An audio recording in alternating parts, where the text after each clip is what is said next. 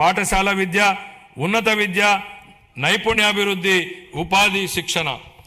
విద్యను ఉద్దేశించి Nelson Mandela గారి మాటల్లో, ప్రపంచాన్ని మార్చడానికి మీరు ఉపయోగించగల అత్యంత శక్తివంతమైనటువంటి ఆయుధం విద్య.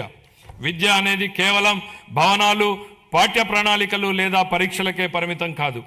తన బిడ్డ మంచి భవిష్యత్తును సాధిస్తాడనే నమ్మకంతో ఉన్న తల్లి కళ్ళల్లో కనిపించే ఆశే విద్య.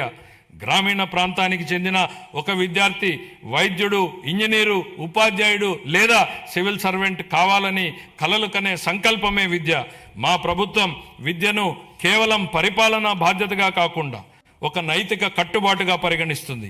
మా దృష్టిలో పాఠశాలలను నిర్మించడం అంటే భవిష్యత్తును నిర్మించడం. శ్రీ నారా లోకేష్ గారి నాయకత్వంలో రాష్ట్రంలో విద్యా విధానం దృక్పథం లక్ష్య సాధన దిశగా దృష్టి సారిస్తోంది.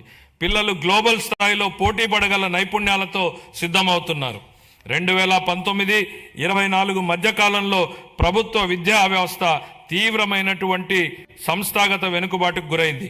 సమగ్ర ప్రణాళిక లేకుండా చేపట్టినటువంటి సంస్కరణలు గందరగోళాన్ని సృష్టించాయి. తొందరపాటు నిర్ణయంతో 1000 పాఠశాలను CBSE విధానానికి మార్చడం వల్ల సుమారు 90% మంది విద్యార్థులు ఉత్తీర్ణత కాలేకపోయారు.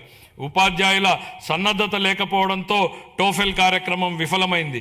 అమలు సాధ్యాసాధ్యాలు పరిగణలోకి తీసుకోకుండా నాడు ప్రతిపాదించిన IB పాఠ్య ప్రణాళికలపై ప్రజాధనం వృధా అయింది. నాడు నేడు కార్యక్రమంలో పరిపాలనా వైఫల్యం కారణంగా 7,876 కోట్ల విలువైన మౌలిక సదుపాయాల పనులు అసంపూర్తిగా మిగిలిపోయాయి. జూన్ 24 నుండి మా ప్రభుత్వం విద్యారంగంలో సమగ్ర ఫలితాలపై దృష్టి కేంద్రీకరించిన సంస్కరణలను ప్రారంభించింది. తల్లికి వందనం, మనబడి మన భవిష్యత్తు, డొక్కా సీతమ్మ మధ్యాహ్న భోజన పథకం, పారిశుద్ధ్యం మరియు నిర్వహణ విధులు,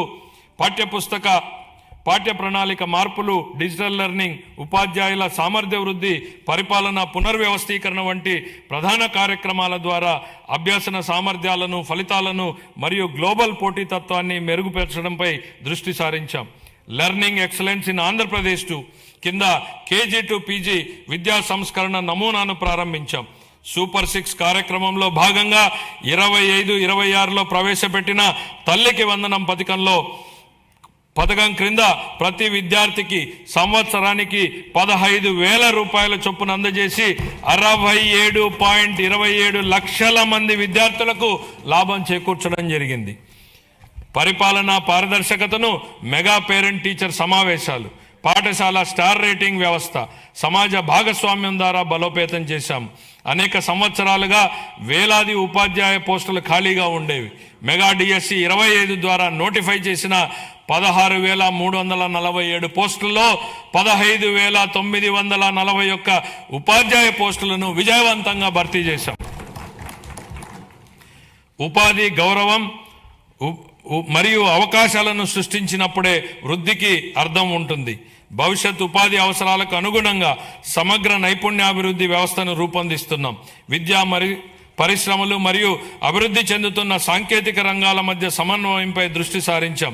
ప్రత్యక్ష అనుభవాల్ని కల్పించేందుకు అన్ని ప్రభుత్వ ITIలు 167 పరిశ్రమల భాగస్వామ్యంతో అవగాహన ఒప్పందాలు కుదుర్చుకున్నాయి.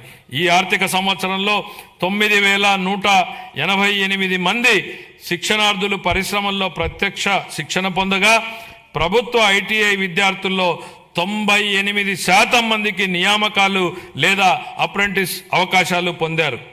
26-27 ఆర్థిక సంవత్సరానికి నేను ఈ క్రింది విధంగా కేటాయింపులను ప్రతిపాదిస్తున్నాను.